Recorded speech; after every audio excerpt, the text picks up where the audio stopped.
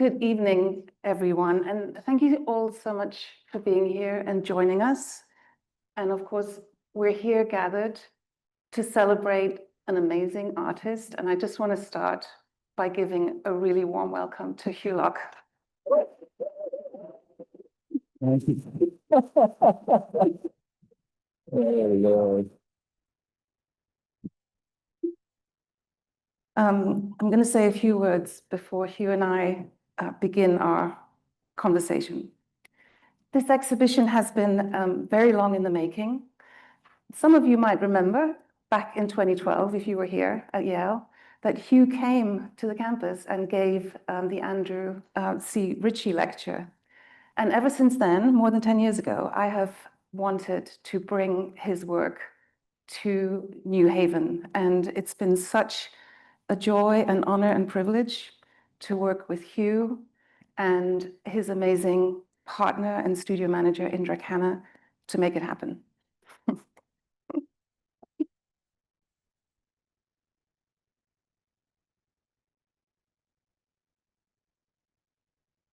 Many hands and minds were involved in making this exhibition and the book that accompanies it. And I want to thank first and foremost our lenders.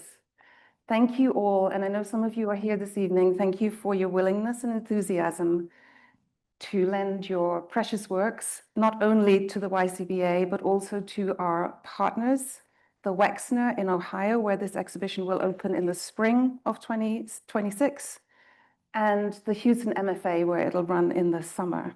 And I just want to add as well that it was a dream and ambition of mine to have this show travel around America and to be seen by as many people as possible.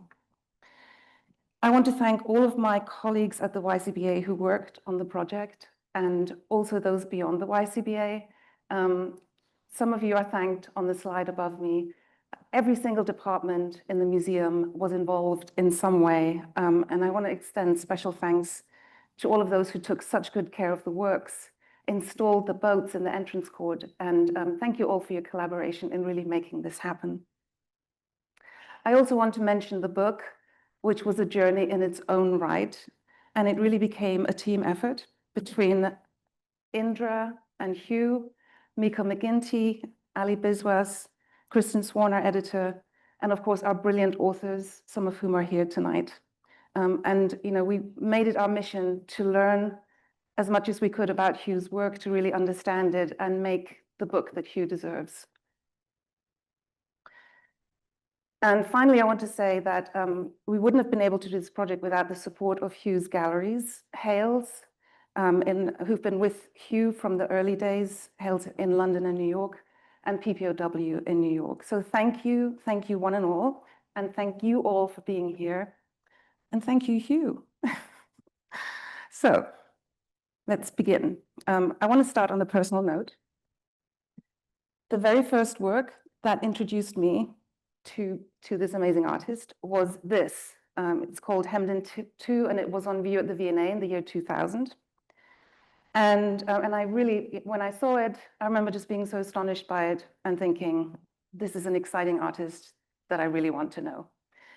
And circle forward by a couple of decades, Hew has had an incredible career, and the last few years have been an amazing ascension. He was elected a Royal Academician, became a member of the Order of the British Empire. We can talk about that later if you want. Now you let out, I gotta talk about it. And he's also, to my delight, had a real presence in this country. Some of you may have seen his amazing Met Facade commission that he was invited to in 2022. In the same year, he had the Duveen commission at Tate Britain, which in 2024 came to the Boston ICA. And I'm thrilled now that we have the opportunity to show his work here at the Yale Center for British Art. And Hew, one of the things that we talked about from the outset was, and the reason why I think it's such a great moment for your exhibition to open here, is to show people the genesis of the work that they might have seen at the Met or that they might have seen at Boston ICA, who you are as an artist and where it all began. And I was so thrilled to be able to discover some of your early work and bring it here. So I thought we'd start with the earliest works that are in the exhibition, which are these incredible charcoal drawings that you made in 1997. We have 3 of them here. You first showed them in Gasworks way back in the day. In the day, back Yeah. in the day. Okay, what happened to me was I didn't have much money, which is an artist cliche. I also was making work which people looked at and thought, would say one simple question which was loaded. Where do you come from? And then, have you made this for Carnival? And so, long story short, I stopped making work in color for 4 years. And I didn't have money because times were tight, but I had a free studio scholarship, so things were good in a sense. And sometimes you do things, and if you question why you're doing it, you don't do it, right? And I thought I wanted to do a copy of some old paintings, antique paintings. I was about to say old master paintings, but I was just thinking back at all the stuff I learned back in the days. I think it should be, in this case, old mistress paintings, you know? So as a paint, so what's not depicted here is a portrait I did, a copy of a self-portrait by Angelica Kaufman. And I just wanted to do it. I didn't know why. And I did it. And then afterwards, it was like, I got really interested in Velázquez. And the thing is, I'm not a huge Velázquez fan. He's an extraordinary artist, but I got really interested in the concept of the infantas and the fact that they were very, very powerful, but kept in chains in a sense. And they're imprisoned in these dresses. And it was a difficult situation, basically, you know. And again, don't know reason why other than instinct, just following instinct. And then it led to many other things. What I found so amazing about these is that even though you strip back all the color, they're still so incredibly rich and ornate. And, you know, I can really see you developing that language here. Absolutely, absolutely. Because for me, it was like, well, if they're going to be monochrome, they got to be richly monochrome. They got to feel like there's color there, you know? I wanted to, maybe this looks like a surprising segue, but one of the things I discovered in sort of reading about your work from this period is that this was also part of stripping back color at that time, and that, yes, and that there's a relationship between these works. Complete relationship, because the monochrome thing, but using black and white as well. Okay, my degree show, I made a piece called Ark, which is a giant papier-mâché boat, brightly painted red. And I showed this piece, and I thought, this is a great piece, I'm graduating. I got a couple of prizes for it and stuff. And people would still say, I love this, you know, I love this. It reminds me of this trip to Nepal, to this temple in Nepal. And I was like, oh God, I've lost you. You know, where do you come from? Have you made this for a festival? Have you made this for carnival? I was like, Jesus Christ, it's art, you know? And it would drive me insane. And then I realized there's a reason for this. And the reason being that you go to Camden Lock in London, you go to places around America, and you're sold, basically, there are countries which are churning out exotic artifacts for our consumption. And so this means that you can think a certain way, you know? Long story short, I had to throw Ark away because I couldn't afford to keep it, which is a sculptor's lot, I'm afraid. That's the reality of being a sculptor. Well, I was especially sad to hear on Tuesday in your talk that you had to pay to have it destroyed. Yes, but I paid somebody else. I paid somebody else to take on the pain, basically, because I couldn't handle it myself, you know. So I went into this piece was made in cardboard. Ark was made in cardboard and meticulously covered in papier-mâché. And the reality of that was I was going to make another one. And I started covering something like this. In fact, it was right in there, this image I'm looking at now, right in there. I started covering it in papier-mâché, and I was like, Christ, I've got another 6 months of this crap to go. Forget that, you know? Forget that, you know? And yeah, so if I got to throw it away, let's make it in cardboard. And then the curator for the Norton Foundation was brought around, and Susan Kahan, Oh, yes. who's from here. I don't know whether she's still here or not. She's not here anymore. Yeah. So, but she came around and she looked at it and thought, I'm interested in that. It's interesting. How much is it? And I was like, how much is it? You want to buy this? You know? And then it's like, so I go home and I came up with a price, you know? And I thought, this is a lot of money, you know? And so I come with this price, and then I don't do anything about it. 3 weeks later, I'm talking to my wife, you know, Indra. What do you think about that? You think it's going to happen? Indra said, Hew, we have to contact them and ask them if they're interested. I said, no, you don't contact people like that, you know? They'll contact you, you know. They eventually contact them and say, yeah, you know, we're really interested. Yeah, what's the price? You know, that's good, you know? And they bought it, they shipped it over to the US. They paid more to ship it by miles than it cost, you know? So it was an extraordinary experience, you know? And it's now in the collection of the Perez Art Museum, Miami. So that's a very long, drawn out story of how we ended up. Yeah, well, it's interesting. So ARC didn't make it, but Hemden 2 made it. And also, very quickly, if you look at the bottom of that image, the hidden in there, the cutout sign saying export. And that's because I felt my work was being viewed as an export from another country, not a British thing, you know, as if I was coming from somewhere else. Drove me bloody nuts. So that was part of getting rid of color, putting some of that into the work itself, like the word export. But then after this period, you moved back into color. Yes. A vengeance. Exactly. It's almost like, okay, you guys want exotic, I'll give you that. You know? So this is from my passport.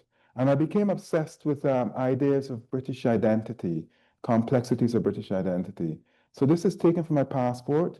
And what what the idea behind it, by the way, it's in the show, so you can see it. So I don't need to describe it. That's a relief, right?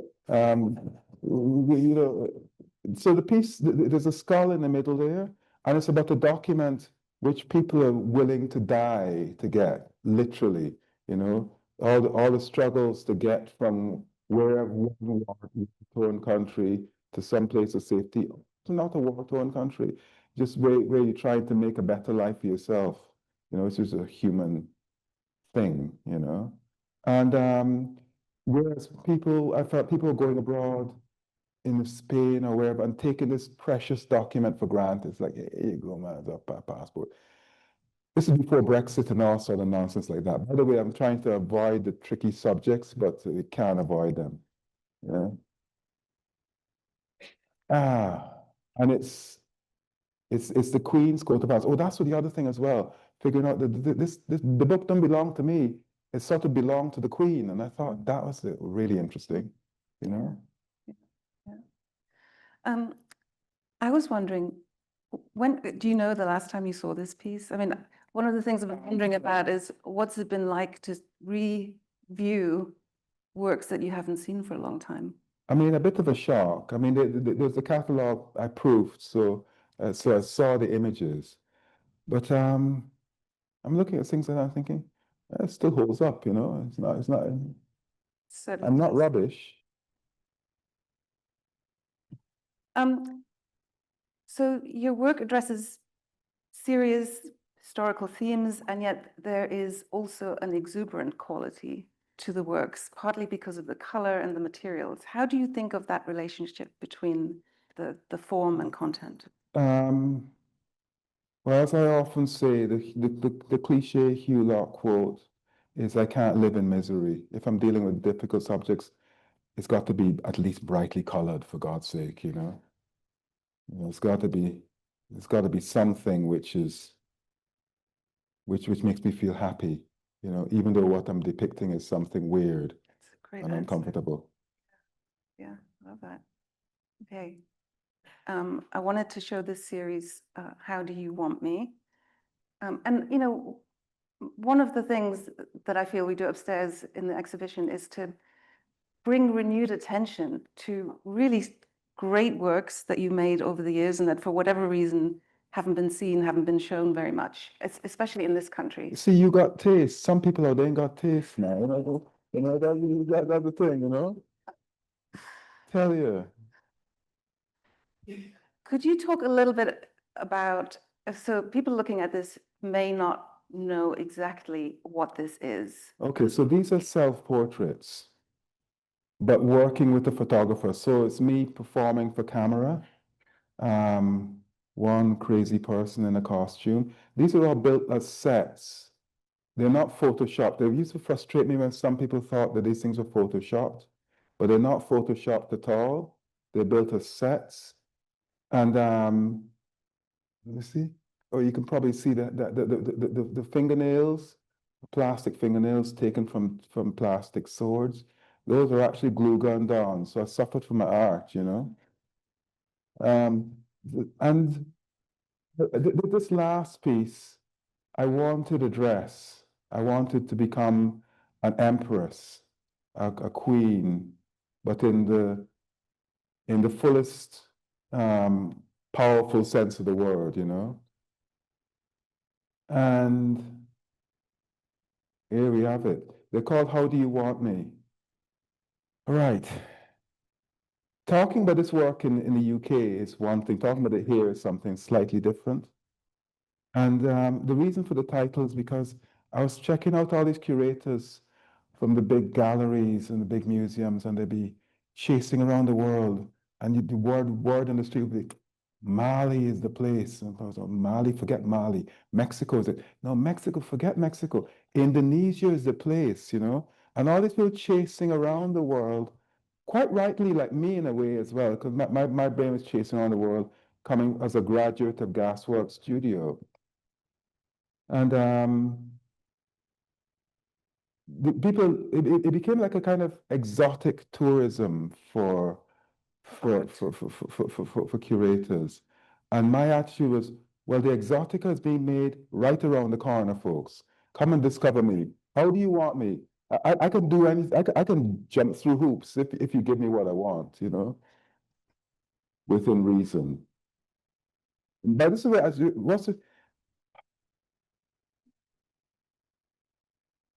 keep thinking of things. The worst thing I do with talks, I shouldn't be saying this, but what the hell, we're all friends, you know, is I tend to say stuff and then I go back and at 2 o'clock in the morning I think, shit, you said that? Right? So when I say about artists from Mali, from all over the world, from Mexico, there's not a critique on anybody at all because I'm excited by what's coming out of wherever, you know?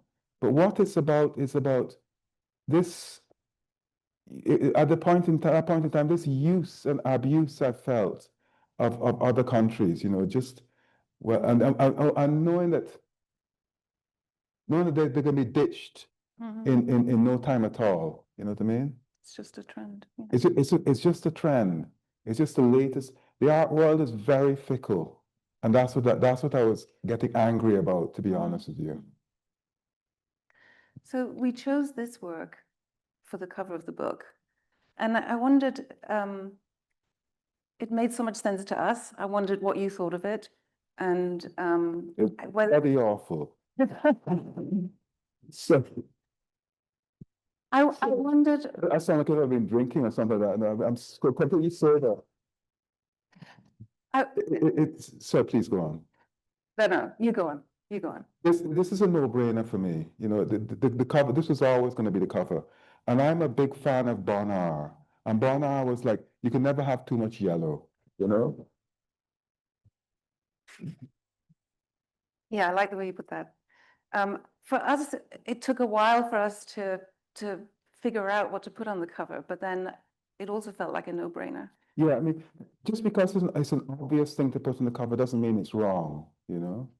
That's the way I sort of see it anyway. And it's got to work on the shelf, you know what I mean? Because it's a brutal world out there in the book business. It is. I guess it does so many things and sums up so many strands of your work. And, you know, we were also thinking about whether to put one of your statue pieces on the cover. But in a way, it speaks to all of that, I think. It speaks to all of that, Yeah. for sure. Yeah. Because what this was about, really, was I got tired of people looking at my work and consuming it, you know, which is you want, because you want as artists, you want people to look at your work and consume it, you know. But I realized I wanted them to look at me, looking at them, looking at me, you know. Yeah. And so if you look at the photographs very closely, you notice that just one eye is there looking back at you. And that was enough for me to connect with the camera, to connect with the audience who's looking at me trapped inside this thing, trying to embody this crazy one-man masquerade thing, you know? I'm going to move on to another body of works that I'm so excited that we've brought together here. And you can't really see it on this slide, but upstairs you can see that this is actually on a sheet of Xerox paper, like a photocopied picture that we were so excited to discover your original statue dressing proposal. And I wondered if you wanted to share the story behind this. This is lessons for people who are studying, right? And about the glass ceilings and the whatevers, right? So in 2000, I did this hemmed in thing, and because of that piece with the cardboard piece, I won a Paul Hamlin Award, which is good. 2000, it gives you 10 grand a year for 3 years. And that's a lot of money. So I thought, I've arrived. I will now take my place at the table with all the great and the good, and everybody's going to want to show my work. And that was a sobering realizing that wasn't the case. So I put this proposal of dressing. I said, let's think big. You know, it's not dress these statues. You know, because these statues are things which people take for granted, and they're this. I always used to say they're so visible that they're invisible. You walk past statues every day, you don't pay attention to them. And I thought, right, so I set this proposal in to this organization who are very kindly not named. And they said, we're not interested. Worse than that, they said, go to INIVA. The INIVA is the Institute for International Visual Arts. In other words, go to your own people, you know? So I didn't do that, you know. What I decided to do was make impossible proposals. So that's what this is. That's Oliver Cromwell. And Oliver Cromwell is not loved in Ireland. If you look at the history, you'll understand why. It's too long to go into that. And I started doing these painted photographs of imagining what would happen if I was allowed to really go to town in one of these paintings. And also interested as why this is there. Why is such and such a thing there? Them, you know? So I'm thrilled that upstairs we have a whole selection of these wonderful photographs of statues that you overpainted, but then we also show the evolution of the work where it starts to come into 3 dimensions. Ah, yes. So every now and then, if you're really, really lucky as an artist, a piece can get 15 minutes of fame. This is Colston in Bristol. Colston, the statues of a founding father of Bristol. He has a school named after him, or it used to. Of course, he was a slave trader, but he was a full-on, big-time slave trader. I mean, the guy was a monster. There's no two ways about it. But so I covered him. So this is actually fixed, a photograph fixed onto aluminium, fixed onto wood, and all these objects are screwed on. So it's turned him into a kind of a fetish figure, and he's covered in cowrie shells and cheap jewelry, alluding to slave trade goods. He's actually sitting, standing up. He's a man of enlightenment. His hands resting on, well, you can't see it, his hands resting on his face, and he's thinking deep thoughts. But his deep thoughts are not good thoughts, that's for sure. This piece got a bit of press because Colston's statue was pulled down. And this is after the George Floyd thing, during the COVID pandemic stuff, at the height of that. For years, people have been trying to get a plaque put on this statue saying what he did. Okay, well, if you leave the dude there, let's say why he's a problematic guy, you know? And nobody paid attention. So he was torn down. And if you look at it on YouTube, it's quite dramatic. He's torn down. And then he realizes he's a hollow man, literally. And he's dragged along the streets and dumped in the harbor. 2 days later, they bring him up. And I always felt like he could have stayed down there a little bit longer, you know? Yeah. But anyway, so I get a phone call from an arts organization. What do you think about Colson being pulled down? I was like, Colson pulled down? You're joking me, you know? I could not believe that this had actually happened, that this was a real thing, because it was so shocking. All those years later. All those years later. And a friend reminded me at that time, he said, when in the late 80s, we were driving through Bristol, and he said to me, I said to him, oh, that needs to go, you know? And I'd forgotten that it had been in my brain for that long, this Colson statue, you know? Since you lived in Bristol. Since I lived in Bristol, exactly. Yeah. So the other thing that you can see upstairs. Yes. The perverse thing about this is that I'm trying to make a beautiful object about a horrible man. And I like that twist, if you see what I mean. It's that tension in your work. Exactly. It's also moving towards 3 dimensions. And I want to talk about, your pursuit of the statue dressing. And also, before we get on to talking about Sikander, to just talk a little bit about the role of drawing in your practice. Well, drawing is the basis of everything, for sure. These are also photographs that. Yeah, these are photographs and photocopies which I've worked on top of. Sorry, I'm pausing. I'm pausing because I'm looking at the left-hand one from my side. Yeah, left-hand one there. I'm thinking, that's nice, you know? I like that a lot.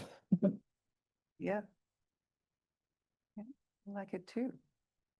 And I like the faithfulness from the paper to 3 dimensions. Yes. Yeah. Unfortunately, it wasn't proper dimensions, because this was a competition for the 4th plinth. And there's a plinth in Trafalgar Square where every few years or so there's a competition, and people selected artists, shortlisted artists, try to see whether their piece is going to be accepted. It wasn't me, you know? So that's the maquette. This is what you could have had, you know what I mean? And it would have looked a bit like this. It would have looked a bit like that. I mean, what's wrong with that, you know? I ask you, you know? You should have won. Of course I should have won. This is no aspersions on who they picked, you know what I mean? But at the same time, you picked the wrong person. And then circling forward another 10 years after this, we get to the ambassadors. Yes. It's a funny thing they call them ambassadors, because they weren't the ambassadors until they were named that. And now they're inseparable from their title. What were they before they became the ambassadors? They were just riders, you know, from a distant land, from a parallel universe, from a parallel time, carrying their history with them. And there's so many aspects to this. There are references to various different colonial wars, Zulu wars, references, loose references to Rastafari and stuff like that. It's a complex thing. So you made 4 of these as a group. And, I was thinking about this with a group of students earlier. Sometimes you make these things together and then they get broken up. So we're fortunate to have accessioned this ambassador into our collection, but they're now all in different places. Yes, well, they're doing their job, Yeah. Yes, of being ambassadors.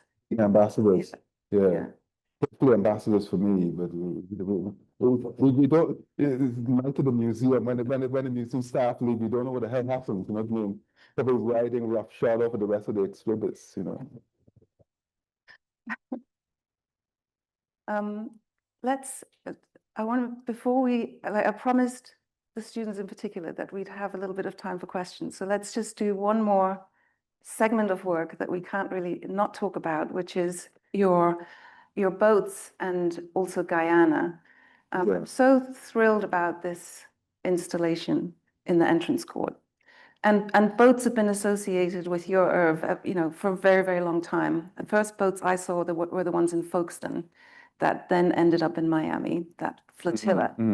And they've changed in terms of size and form, how you hung them, and how have these boats have become larger than previously. How has that evolved? They get bigger, then they get smaller. I mean, they just do the job for the particular show that they're involved in, the particular iteration. So what were you asking me again? Well, let's talk about, I want to connect this to Guyana as well, because one of the boats, the yellow, the one nearest to us, the yellow. With the pinky sail. That's got an old Guyanese house in it, like an old Jumbie house. Old houses in Guyana can be referred to as Jumbie houses. Jumbie by being a ghost. And it's just the fear of the unknown, calling it that. But also it's an abandoned house. It's like they got ghosts there and stuff like that, And it's these houses. And it's these houses, yeah, these houses. Yeah. But Guyana,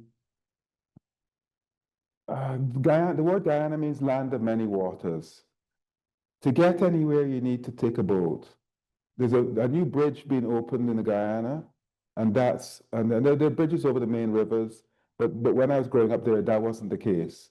You had to take a ferry, and so it's in your DNA basically. The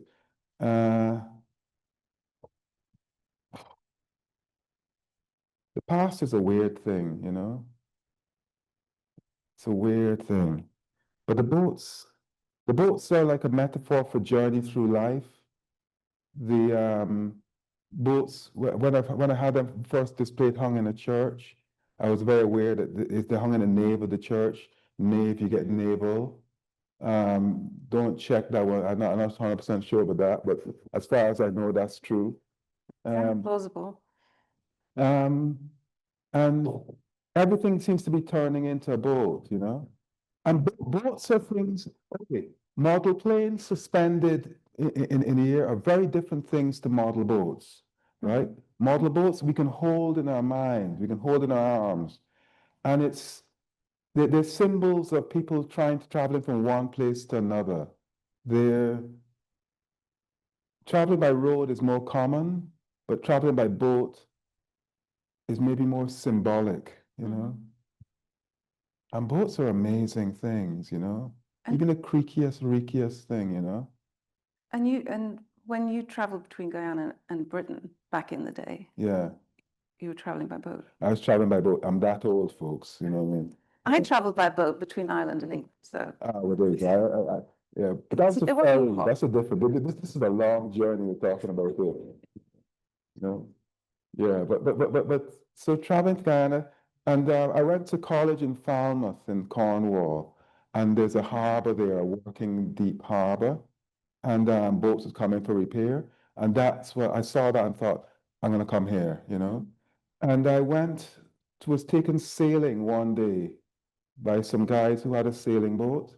I had never been in a sailing boat before, and I came back and started making a boat straight away, next day, And then I stopped making boats because I felt And this is another stupid thing artists do. You don't play to your strengths. I think, well, that's too easy, you know. Why shouldn't we making more boats, you know? And every 2 years, like a bit of elastic, I'll be stretched and stretched and stretched. I need to make a boat. Oh, I made a boat. Oh, thank God, you know. It's like something I cling to, you know, Yeah, yeah. clinging to the wreckage or something, you know.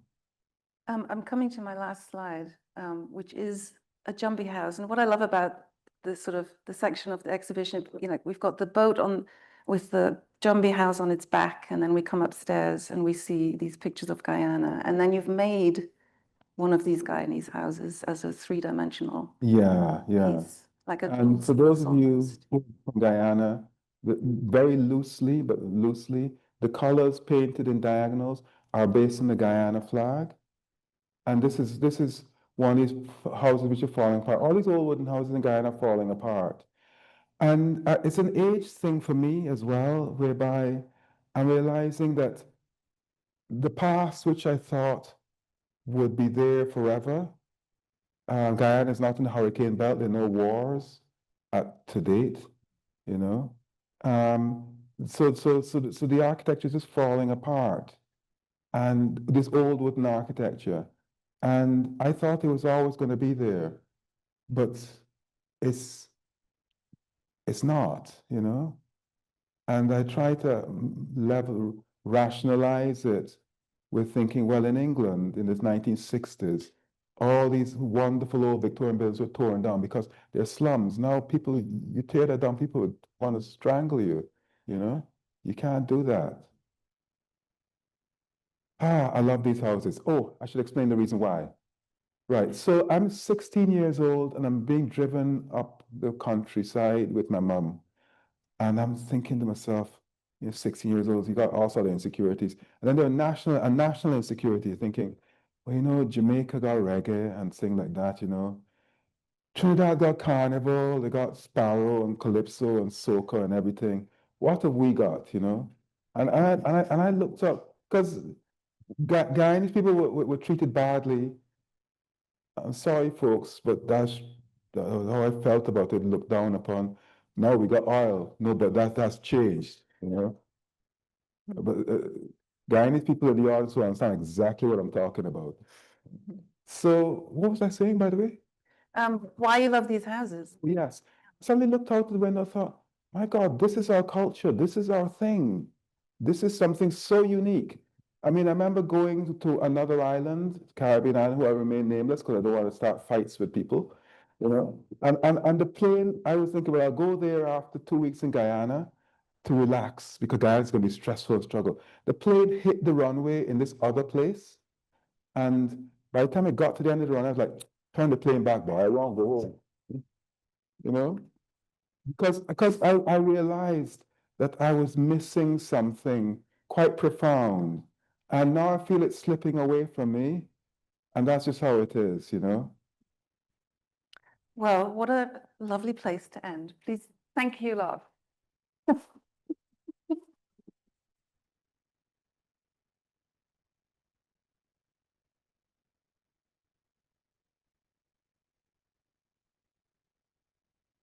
So I want to open it out for questions. Please wait for a microphone because there are people watching on the live stream who want to hear your questions.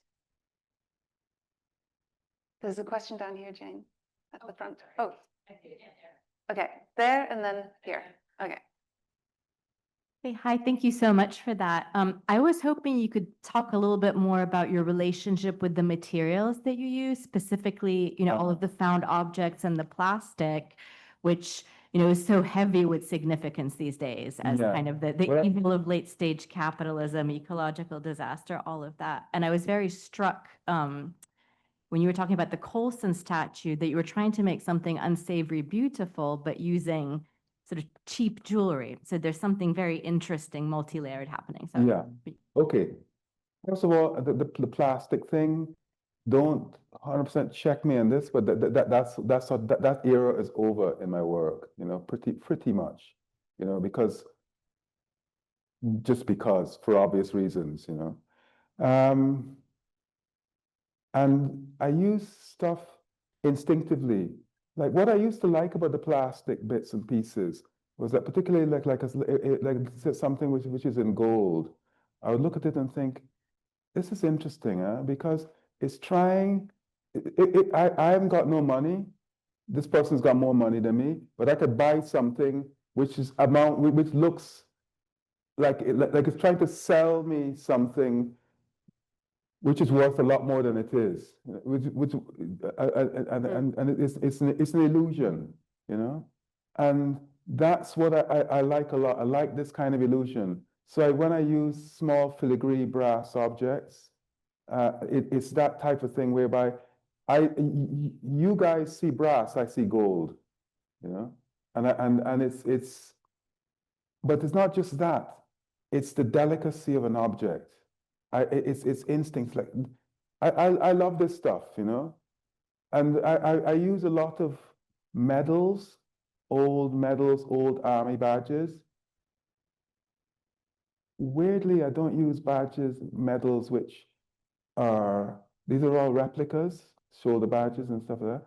I don't use medals which are pertaining to a specific person because I'm superstitious, obviously, but I'm not stupid, you know. But it's instinct. I'll give you an example. Many years ago, right? This would have been about 18, 19, 20 years ago. I was walking through a market and I looked on a stall and it wasn't, maybe me coming up to Halloween or something like that. And the market stall had these fluorescent bats. And I thought, I can work with that, you know? So I buy these fluorescent bats. But what you have to understand is that it's not just the bats. I'm buying them as objects, but I'm buying them as tubes of paint in my brain. Yeah. And about 8 months later, I'm working on a thing that was the Queen's head. And I'm screwing these bats, and I'm thinking, well, look, the bats, you're right, you know, trust your instinct, you're right, the bats work, you know. So I don't know whether that answers your question or not, but. And someone down here? Yeah.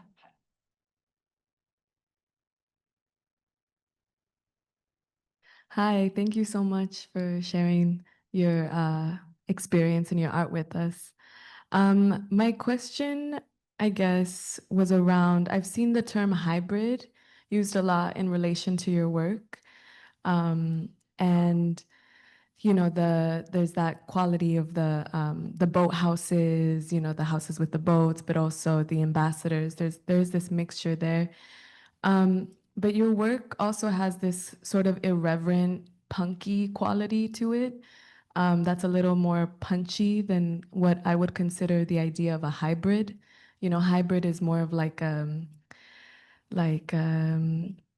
more collaborative, cooperative versus a mutant that's more feral or like feared by the state.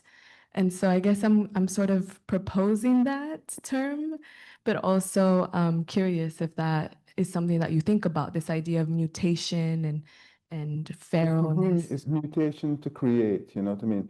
Things clashing together, things which don't really fit, you know? And you put them together. And again, I keep talking about instinct. It's instinct rather than theory. I mean, I know all the theories, but I don't, you know what? I don't, you know? I know as soon as you say something like that, somebody will throw something at you and think, oh shit, I don't know that one. But seriously, it's about, you know, does this thing work? Is there an edge to this thing, you know? Does it, when something leaves the studio, it's got to fight for itself, you know? It's got to defend itself. And that's the problem I've got, you know what I mean? And also, when it leaves the studio, it has to be real. I have to believe this thing. It's not a model boat. It's not even a boat sculpture, which it is a boat sculpture, but it's a real thing. I can see myself on that thing, you know, even though it's made of plastic or made of wood or whatever it's made of, you know. So it's not sometimes necessarily mutating, but it's something which is forcing different things to work together. And then it's almost like, you know what? It's too nice, or it's too pretty, or it's too new. And so there's a lot of aging. What's been wonderful here is going up the road at Yale and being pointed out that this building, which looks at a certain age, because I thought, you know, late Victorian, excuse me, not late Victorian, 1930s.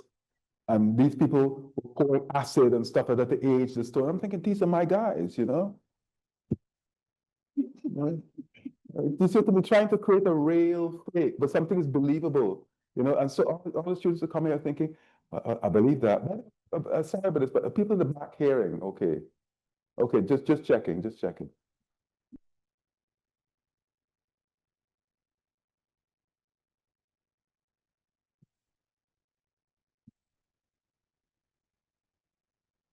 Hi, I was really taken with the way you use documents, certificates, share certificates that have all this decorative validation, like the way that the original share certificate is, so to speak, verified by all this decoration, and then you use them and reuse them in your work.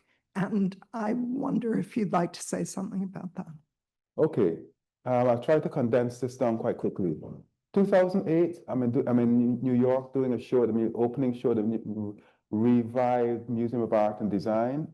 I wake up one morning, Lehman Brothers gone, everything came down, and I came back to London. What do we do? The art world has disappeared over the horizon, you know?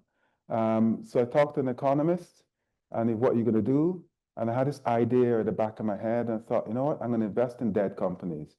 So I started spending money, what little money I had, buying old share certificates. Now, and then working on top of them, working out ideas of the cyclical nature of this issue, you know what I mean? Or say, for example, I would superimpose a map of Africa on a Chinese bond, which was drawn on a European bank, the Hong Kong and Shanghai Banking Corporation. So trying to condense this. And it's about how things have changed, you know?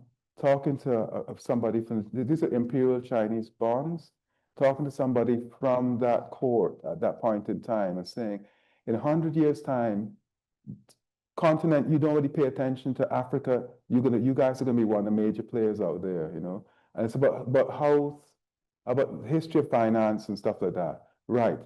The decoration, put it bluntly, British 19th century share certificates are boring. The ones which look nice and are pretty and all that are all French. And now, if you go upstairs, if you go along to museums, you'll see 19th century, late 19th century, Impressionism and all that, French decorative arts. So it's logical that when it comes to a share certificate, if it's French, it's a lot prettier, put it that way. You can see them upstairs. Question at the front. Hi, thank you. So I am also really fascinated by this tension that you've identified in your work. And my question is, why is it important to you to create art that forces people to confront really painful and at times uncomfortable histories? And how do you find beauty in tragedy? Why? Why? You come to Yale, you get the tough questions, yeah? I mean, I talk lightheartedly sometimes about serious things, because it's the way maybe I deal with it, you know, maybe it's a cop-out, I don't know, you know, but I'm doing my best. It's me talking to myself about these issues. Yes, I'm talking to the public, I say that, but the truth is I'm talking to myself. I'm trying to resolve certain things within myself, which difficult, complicated, messy things which you can hold, several things can be true both at the same time, contradictory things. It's about that. But it's about me trying to figure something out myself, but not lecture somebody. That's the thing. That's not my style. Some artists, it really works artists I love, by the way, some artists I love, that works really well for them. For me, as I keep saying, for me, it's like fly fishing. It's like throwing a lure out there and slowly reeling people in. And I did a talk at the Victorian Albert Museum, and it made me pause for thought. I was talking about one of these Parian bust things which are decorated, and one of the people in the audience had seen the procession, this full-on thing I did at Tate Britain, and I was talking about what it was about, and she said, "God, I didn't realize it was about all of that." And I was like, "Wow, you missed all the politics." Okay, but the thing is, she loved the piece of work because aesthetically it worked, and that's what it is for me. So if I'm not getting across a message, maybe I'm not a message person per se. You know, it's more complicated than that and more messy than that. But I felt so I was reassuring this person that, you know, it's okay. You know, it's okay that you didn't pick up on this and that, but you picked up on the intensity and the vigor in the work, and that's fine. You know what I mean? It's not a lecture, if you see what I mean. Who would like to ask the last question? One down here.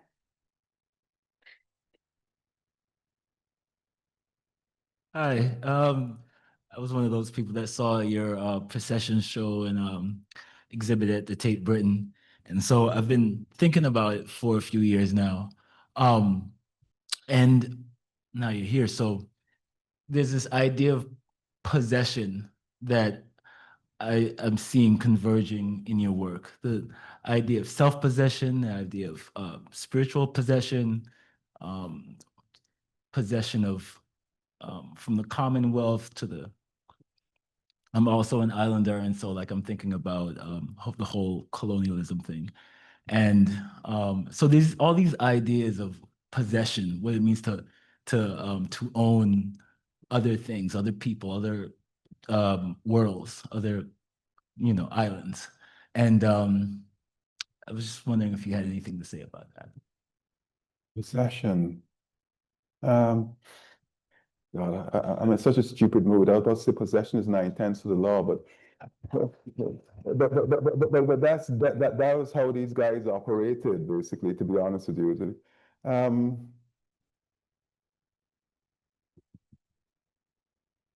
I mean, for me, I can't speak to possession, but I can speak to making something real and believable. And for me, it has to have a spirit in it.